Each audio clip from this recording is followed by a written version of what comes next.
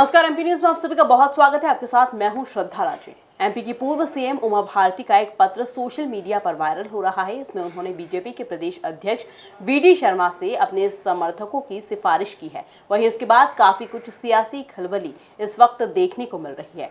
इसी मुद्दे पर आज हम बात करेंगे। मेरे सहयोगी सुनील मेरे साथ जुड़े हुए हैं। सुनील, विधानसभा चुनाव आने में बस कुछ ही समय बचा हुआ है, लेकिन इस वक्त उसी को लेकर एक उमा भारती का लेटर जो है वो वायरल हो रहा है। किस तरह का ये लेटर है और किस तरह की सिफारिश इसमें की गई है? श्रद्धा, हम देख रहे हैं जो मध्य प्रदेश की जो राजनीति है उसमें एक बार फिर से उलटफेर देखने को मिल रहा है। पूर्व मुख्यमंत्री उमा भारती एक बार फिर से मध्य प्रदेश में सक्रिय होती दिखाई दे रही है। तो उनकी सक्रियता का एक लेटर जारी हुआ है जिसमें उन्होंने जो अपने समर्थक है उनकी सिफारिश की है। तो इस लेटर के बाद काफी कुछ खलबली मची। जो बीजेपी आला कमान है इस पर वह कुछ नहीं बोल रहा था। उसके बाद हालांकि उमा भारती का बयान सामने आया, उन्होंने इसके बारे में जानकारी दी।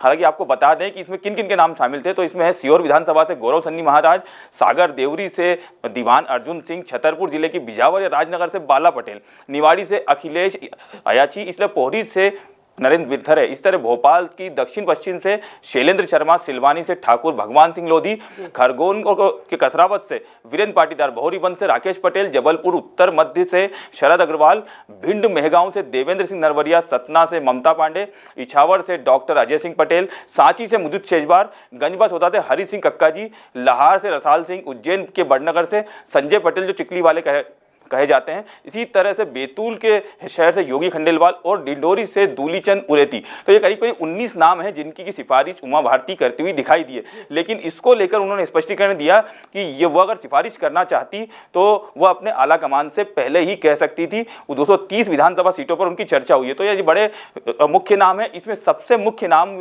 जो दिखाई दे रहा है वो सांची विधानसभा दिखाई दे रहा है मुदित शेजवार का, जहां पर की जो वर्तमान में डॉक्टर प्रभुराम चौधरी स्वास्थ्य मंत्री वहां से विधायक हैं और वह सिंधिया समर्थक है। तो एक बार हमको एक बड़ी जो अपडेट देखने को मिल रही है कि वहां पर अगर मुदित शेजवार का समर्थन करती हुई दिखाई दे रही है तो उनको सिंधिया का सामना करना पड़ेगा। और इन सारी सीटों पर अब की बार जो मुख्य समीकरण दिखाई दे रहे हैं उसमें उमा भारती का जो पेंच है वह काफी कुछ महत्वपूर्ण होगा और यह आगामी जो विधानसभा चुनाव है उसमें काफी कुछ खलबली मचाने वाला होगा। जी बिल्कुल, लेकिन उमा भारती ने अपने ऑफिशियल ट्विटर हैंडल पर इस सूची का खंडन भी कर दिया है। वहीं इसके बाद उनके कई ट्वीट ने खलबली मचा दी है।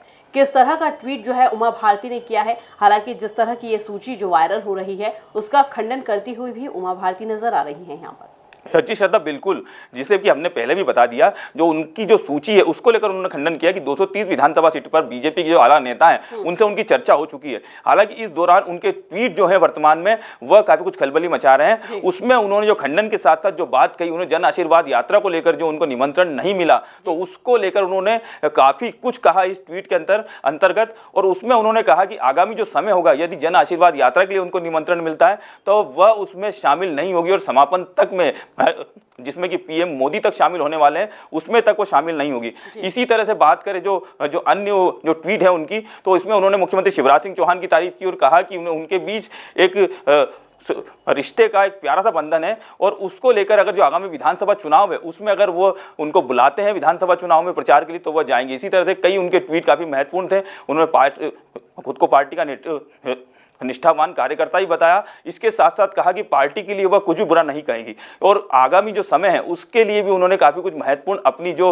रणनीति है वह भी बता दी। उन्होंने अधिकारियों पर निशाना साधा। उन्होंने कहा कि जिस तरह से उन्होंने निजी जो अस्पताल है उसमें इलाज कराया था और उसके बाद जो उन्होंने स्थिति देखी स्वास्थ्य व्यवस्था की, तो उसको लेकर उन्होंने कहा कि अधिकारियों को भी जो आने वाला वक्त है उसमें जो स्वास्थ्य व्यवस्था है उसके अनुसार उनको भी सरकारी अस्पताल में इलाज कराना चाहिए। इसी के साथ साथ उन्हें जो फिजूल खर्ची है जो अधिकारी और नेता जो 5 स्टार होटलों में रुकते हैं तो उसको लेकर उन्होंने कहा कि इसको लेकर पीएम मोदी भी नाराज हैं और इसके बारे में जो राजनीतिक तंत्र है उसको सोचना चाहिए। तो काफी कुछ महत्वपूर्ण थे उनके ट्वीट और उसके आधार पर हमने देखा कि एक बार फिर से मध्य प्रदेश में क्या उमा भारती का जो फैक्टर है वह लगातार सक्रिय होता दिखाई दे रहा है। बिल्कुल, लेकिन कहीं ना कहीं उमा भारती काफी नाराज होती हुई यहाँ पर हमें नजर आ रही है। कांग्रेस भी अब कोई जो मुद्दा है ये भुना चल रही है और कोई भी चूक नहीं कर रही है और कहीं ना कहीं कांग्रेस भी आरोप प्रत्यारोप लगाती हुई नजर आ रही है और बीजेपी को घेरती हुई नजर आ रही है। ये हम देख रहे हैं उमा भारती का जो ट्वीट है, उमा भारती का जो बयान है उसके और जो सूची है उसके बाद काफी कुछ खलबली हमको देखने को मिली।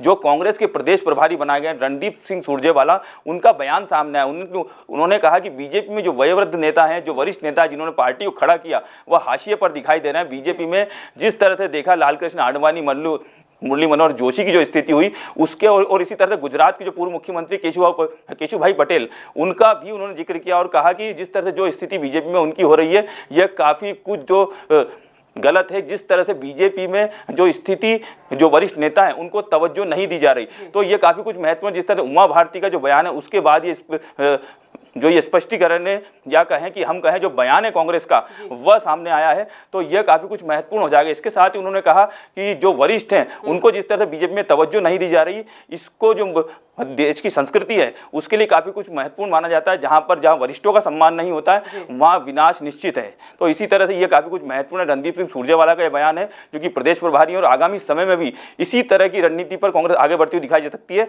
और बीजेपी में जो वरिष्ठ नेताओं की जो प्रतिक्रिया है उस पर एक बड़े बड़े स्पष्टीकरण या बड़े बड़े बयान हमको कांग्रेस के नेताओं को देखने को मिल सकते हैं। बिल्कुल, बहुत शुक्रिया सुनील तमाम जानकारी साझा करने के लिए। तो यहाँ लेते एक छोटा सा ब्रेक के बाद जल्द हाजिर होंगे। बने रहिए एमपी न्यूज के साथ।